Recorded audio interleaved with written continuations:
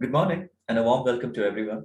I'm Dr. Guru Prasad from SRM University, Chennai, India, and I'm here to present about the effectiveness of knotless suture as a wound closure agent for impacted third molar. Surgical procedures in dentistry involve or requires placement of a proper incision for adequate access.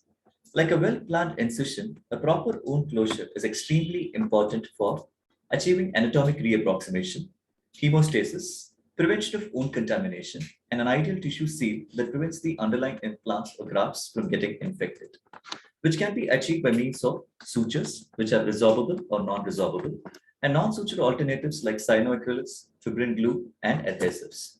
But each of them have their own merits and demerits. The suture materials, the problem being slippage of knots, and they're technically challenging because of constricted spaces where you cannot place them. And the knot-related problems being foot accumulation, which leads to compromised wound healing and wound adhesions, and the surgical fatigue, which which is available or which is present mostly in long-standing surgical procedures. And the non-suture substitutes are equally having their own demerits, like they cannot be placed in dynamic regions where immense muscle activity is present, or in areas with active bleeding, and in cases when there is a large dead space, and they are not able to resist extensive lateral tension. So this led us to the research of identifying a better or an ideal suture material for wound approximation. When we encountered the idea of a knotless barb sutures being used in the surgical specialty, which has also been advocated and implemented in a variety of surgical specialties. A brief overview about the knotless suture material. So these suture materials are tiny barbs along the entire length with a central non-barb transition point, which is without any barbs.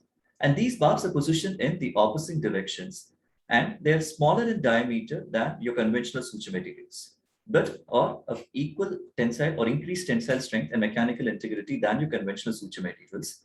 This is because of they have more than 20 points of fixation per inch of tissues, and the number of barbs engaged is directly proportional to the number of knots, leading to uniform distribution of tension along the wound margins and better tensile strength. These knotless barb suture materials are available in variety of configurations. And this is a small animated video to understand about the usage of a knotless barb suture material. So the suture material is being implemented by taking bites on either end of the incision into the tissues, and multiple bites are taken on either ends of the incision. After taking multiple bites on either ends of this incision, the suture material is activated, which leads to the wound closure. So how is this activation done? This activation is done by pulling the suture material across the length of the incision in the opposite directions. So this helps in achieving a proper wound closure. This again leads us to identifying where these knotless barb suture materials have been used and in the various specialties as discussed earlier. And we found in 2017, there was a study which was done using a knotless barb suture versus monofilament sutures in the oral cavity of cats, which gave us a spark to hypothesize and implement why not knotless sutures material in the intraoral wound closure.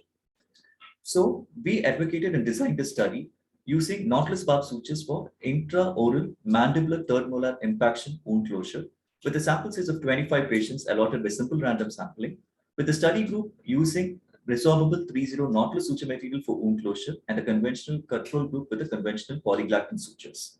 The clinical parameters assessed were time taken to achieve wound closure, the postoperative mouth opening, swelling, and pain. So this is a small video to show about the usage of knotless barb suture material for the oral cavity. Like the animated video discussed or being projected earlier, this is about taking multiple bites on either sides of the wound margins. So once the multiple bites are taken on either sides of the wound margins, the suture material is activated by pulling the sutures across the length of the incision, followed by the wound suture material being cut at the exit of the tissue in flush with the tissues. So this is the view of this knotless suture material being cut. So this was analyzed by using a paired t-test because it was between the study and the control groups, which led us to the results where the time taken for suturing was found to be significantly lesser when compared to the control group. And also the maximum mouth opening was much better when compared to the control group. And the pain score, patients experienced lesser pain on comparison to the control group. and swelling, which was also significantly lesser when compared to your control group. So this was the clinical picture of the immediate postoperative and day 7 postoperative of the control group, which used your Vicryl sutures, and the immediate and day 7 postoperative for the study group, which involved your knotless sutures.